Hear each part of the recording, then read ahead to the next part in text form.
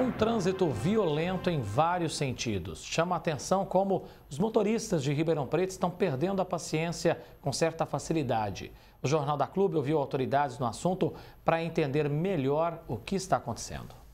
Apenas nos primeiros 6 meses deste ano, 41 pessoas morreram em acidentes pelas ruas e avenidas de Ribeirão Preto. Um número impactante por si só, mas que vem acompanhado de outros fatores que assustam. Logo no início de outubro, um desentendimento entre 2 motoristas na Zona Sul terminou com uma tentativa de homicídio. Um deles foi agredido e precisou de atendimento médico. O pai da vítima foi até a casa do suposto agressor e disparou 2 vezes contra ele. Por sorte, nenhum dos tiros acertou o alvo.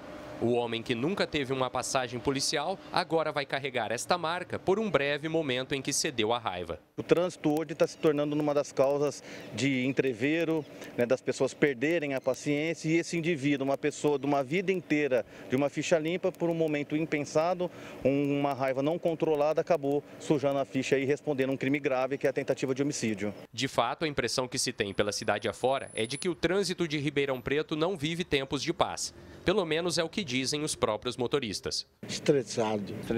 Bastante esquentado. Bobeou, tá estressado. Nossa, é complicado aqui, viu, irmão? Meu Deus do céu, olha, só por Deus aqui. E por que de tanto estresse? Calor, tudo junto ao trânsito aí hoje, movimento. Uma falta de treinamento, eu acho.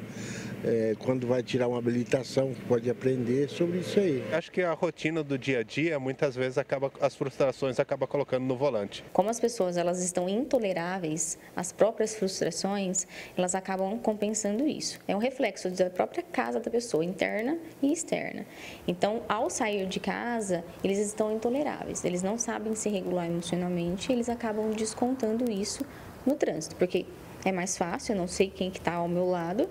Só que, infelizmente, às vezes eu vou encontrar alguém que não vai ser tão tolerável assim. É preciso encarar o fluxo agitado, a correria do dia a dia, o excesso de semáforos, os congestionamentos. Tudo isso, é claro, colabora para esquentar os ânimos entre os motoristas. É como uma panela de pressão que já está cheia e recebe ainda mais ingredientes. Mas a psicóloga aponta que a raiz da violência não está em nenhum desses fatores. É preciso saber separar o que acontece antes e depois de assumir o controle de um veículo. Estou, por um exemplo, dentro do carro, dirigindo, e uma pessoa me cortou e eu já estourei, eu já quero xingar, eu quero acelerar, eu quero fazer algo. Primeiro, eu preciso me perceber por que eu estou assim. Por que ativou aquela emoção da raiva? Ah, porque eu estou atrasado? Porque a minha manhã já começou sendo difícil? Vamos dar um exemplo bobo aí, mas que acontece muito. Meu filho começou já com birra logo cedo, estou atrasado para chegar no serviço, tenho que deixar ele na escola. Então, já estou muito irritado. E existem atitudes práticas para ajudar nos momentos em que a raiva vai assumindo o controle. Primeira coisa, gente, parece balela, mas não é. Respiração. A respiração ela vai te ajudar a se autorregular. Se você tiver uma garrafa de água, beba. Olhe para frente, entenda, ok, aquele cara deve estar pior do que eu, vamos ter mais cautela, não adianta eu querer acelerar, vai acontecer imprevistos, eu posso piorar a situação. Outra percepção é de que a sociedade vive hoje consequências dos traumas e das mudanças que o longo período de pandemia provocou em todos. Principalmente com o grande aumento de profissionais atuando em aplicativos de transporte e entregas no trânsito. A gente percebeu que após a pandemia, essas pessoas ficarem dentro da residência trouxe um imediatismo. Então todo mundo quer fazer tudo correndo, sem prestar atenção, e isso está trazendo um prejuízo no trânsito de Ribeirão Preto e de todas as regiões. A capital, por já ser uma cidade de longo tempo com um trânsito caótico, como a gente fala, os motoristas são extremamente atentos. Então a gente percebe que lá, quando uma pessoa dá seta, todo mundo respeita, todos dão seta, você não percebe pessoas mexendo no celular. O interior já era diferente, era mais pacato o trânsito, e agora com esse aumento de veículo, e às vezes uma falta de uma imprudência dos motoristas que está gerando isso daí. As pessoas elas buscaram mais um meio confortável, então as pessoas preferem muito mais ficar dentro de casa, do que sair.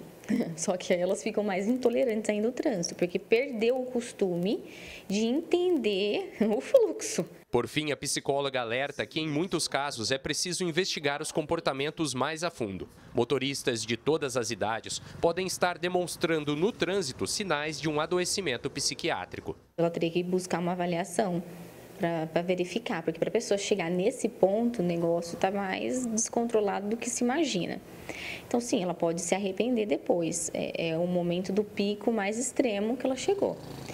Então, o arrependimento com certeza pode vir, mas é aquela questão, por quê? Felipe Urbinati para o Jornal da Clube. Seguimos debatendo esse assunto agora com o Fernando Velasquez, engenheiro de tráfego aqui no Jornal da Clube. Velasquez, bem-vindo mais uma vez. Pelo que a gente viu aí na matéria, então, para encontrar raiz, né, nessa violência, é preciso olhar por diferentes ângulos. Na sua análise, o que explica esse estresse todo, Fernando? Boa tarde.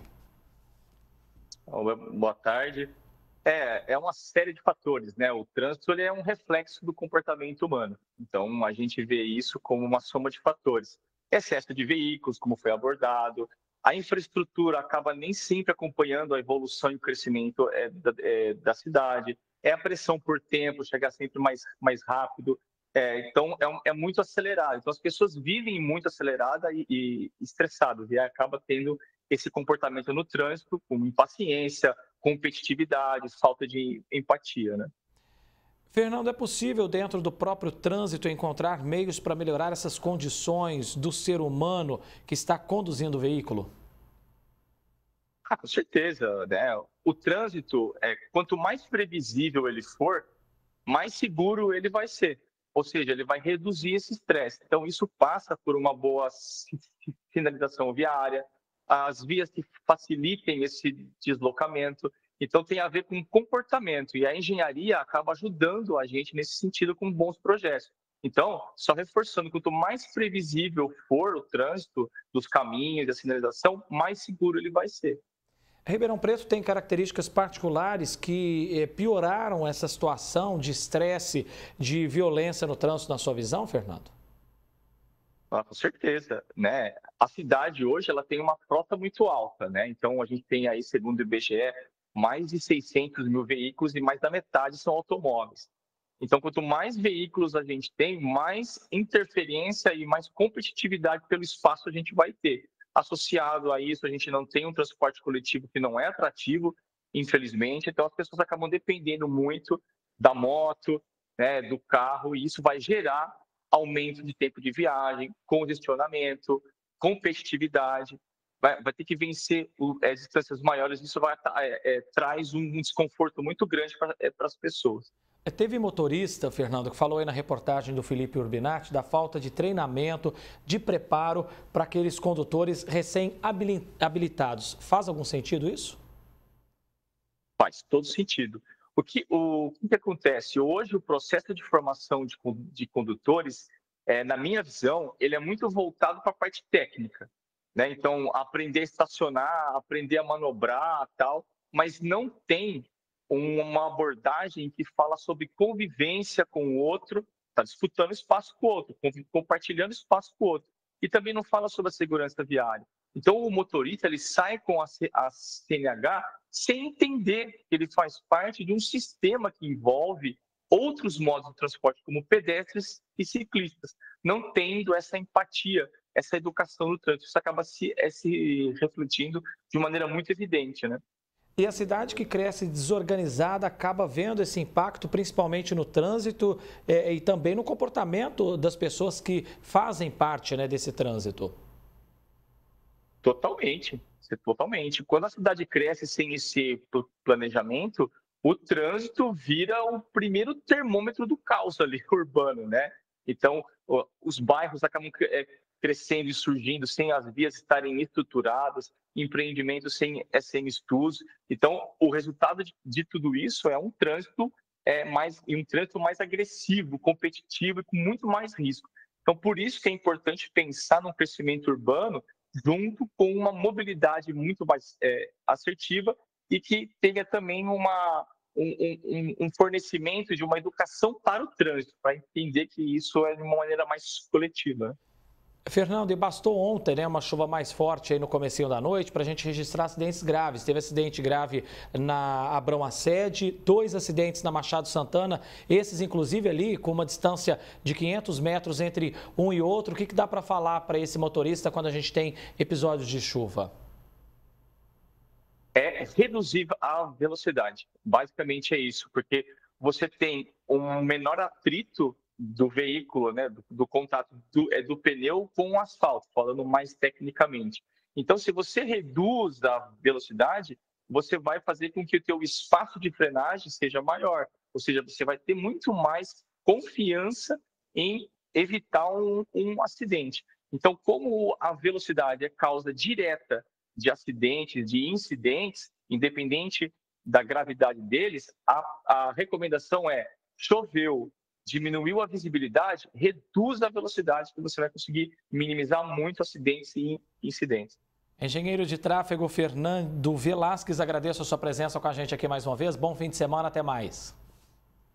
Agradeço eu, bom final de semana a todos. Até mais.